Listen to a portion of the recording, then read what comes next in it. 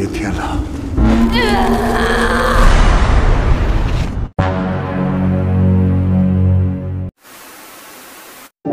Bayangkan kalau penemuan purbakala membuka pintu ke dunia yang seharusnya terkubur selamanya. Apa yang terjadi kalau legenda kuno ternyata nyata? Inilah kisah penjelajahan berbahaya, penuh makhluk misterius dan rahasia yang tersembunyi di balik gunung bersalju.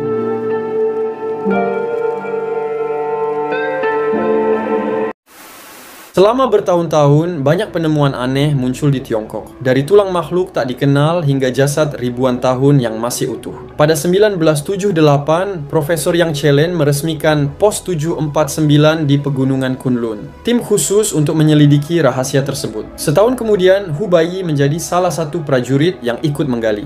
Pekerjaan melelahkan, namun ia selalu didukung putri sang profesor, Yang Ping, yang membuatnya merasa memiliki ikatan khusus dengannya. Temannya, Kang Sun, diam-diam cemburu. Suatu hari mereka menemukan tengkorak raksasa, namun gua tiba-tiba meledak, menghancurkan perkemahan. Dari reruntuhan hanya Profesor Yang dan beberapa pekerja yang muncul, tetapi ledakan membuka jalan baru di dalam gunung. Tim khusus segera dibentuk, dipimpin petugas Han Jiyong. Yang Ping menawarkan diri ikut, disusul Hu Baiyi dan Kang Sun. Mereka masuk ke jalur gua, turun ke jurang raksasa penuh makhluk mirip kupu-kupu, hingga tiba di platform es dengan fosil aneh. Akhirnya mereka keluar di sisi gunung lain. Profesor Yang lalu menceritakan legenda tentang gerbang kerajaan kuno yang tersembunyi di kawasan itu.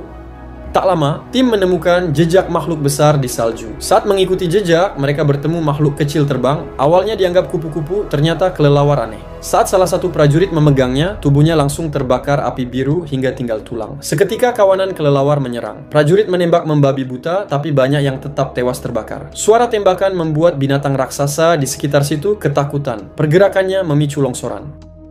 Tim berlari menuruni gunung, namun longsor makin cepat menelan banyak prajurit. Di depan mereka terbentang jurang, tak ada jalan lain. Dalam keputusasaan, Profesor Yang mengikat Hu Baiyi dan Yang Ping, lalu mendorong mereka melompat agar tetap bersama.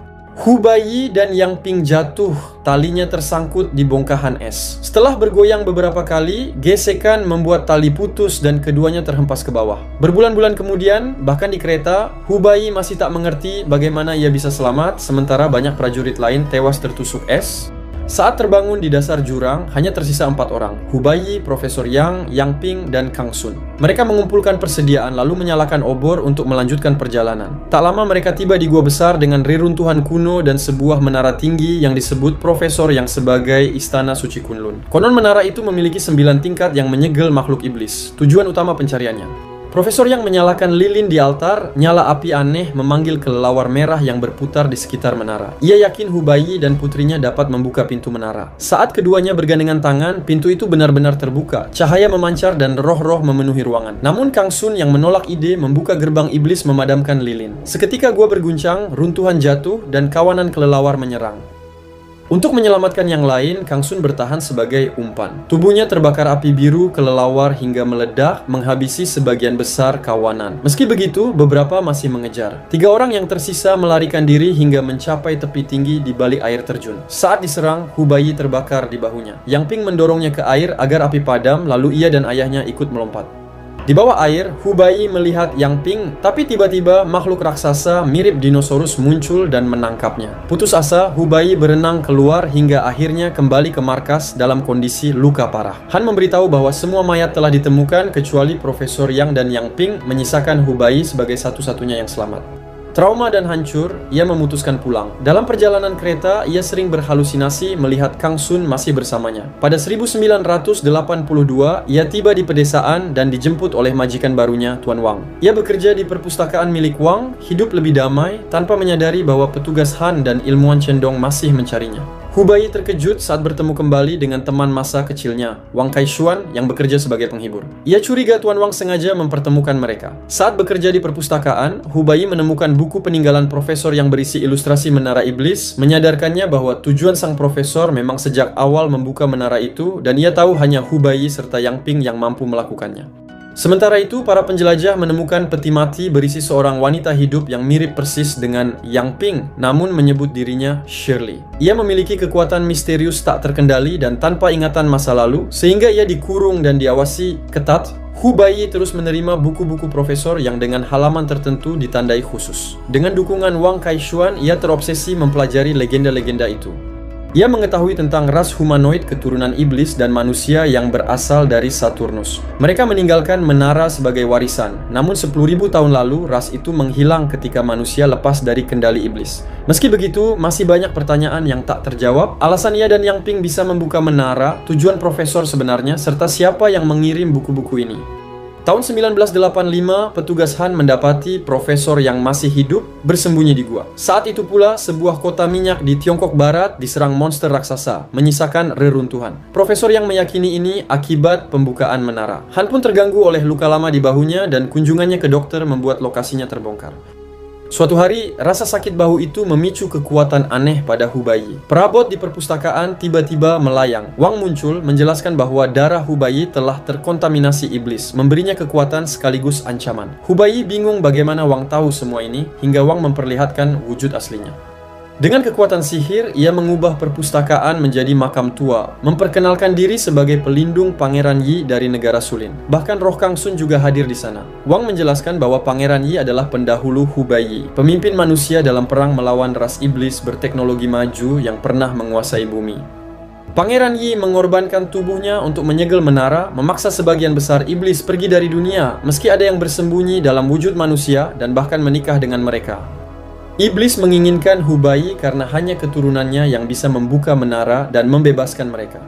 Setelah 749, petugas Han marah karena timnya kehilangan Profesor Yang, namun senang saat mendengar ingatan Shirley pulih. Ia ingin mencarinya bersama Hubai. Han mendatangi perpustakaan, tapi Hubai menolak kembali ke dunia itu setelah trauma misi sebelumnya. Namun ia berubah pikiran ketika mendengar tentang Shirley, karena rindu pada Yang Ping.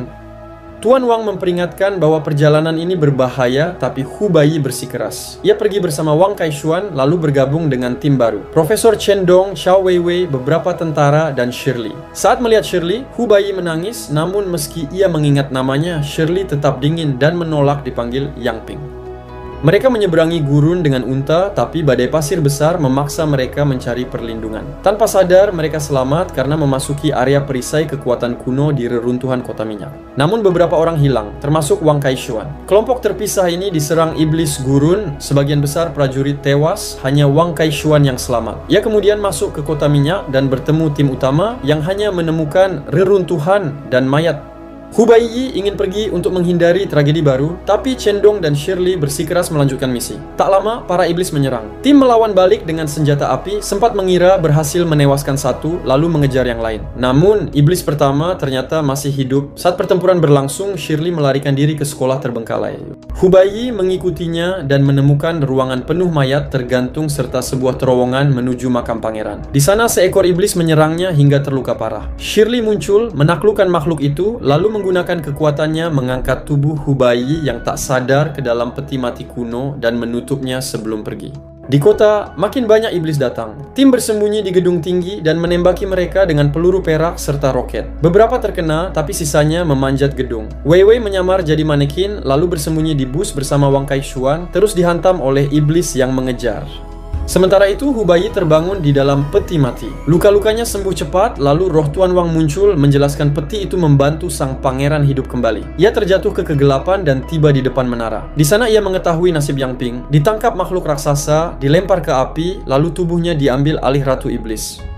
Ratu menegaskan hanya Hubai dan Yang Ping sebagai keturunan yang bisa membuka menara. Ia menolak menyerahkan tubuhnya dan bersumpah menemukan cara menyelamatkan Yang Ping. Karena terhibur, Ratu mengirimnya kembali ke kota. Hubai langsung menembak iblis yang menyerang bus, tapi tak bisa menolong Chen Dong yang terjepit di atap. Para iblis masih mengepung hingga Ratu tiba-tiba membelanya, melempar mobil ke arah mereka.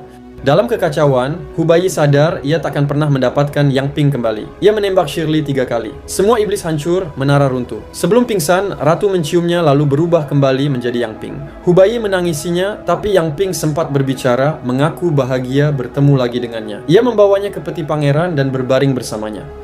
Saat dahinya menyentuh dahi Yang Ping, ia melihat penglihatan. Sejak kecil Yang Ping punya kekuatan menghidupkan kembali makhluk, tapi dilarang ibunya. Api biru membuktikan ibunya keturunan iblis yang menikahi manusia. Profesor yang meneliti menara untuk menyelamatkan putrinya dari takdir itu.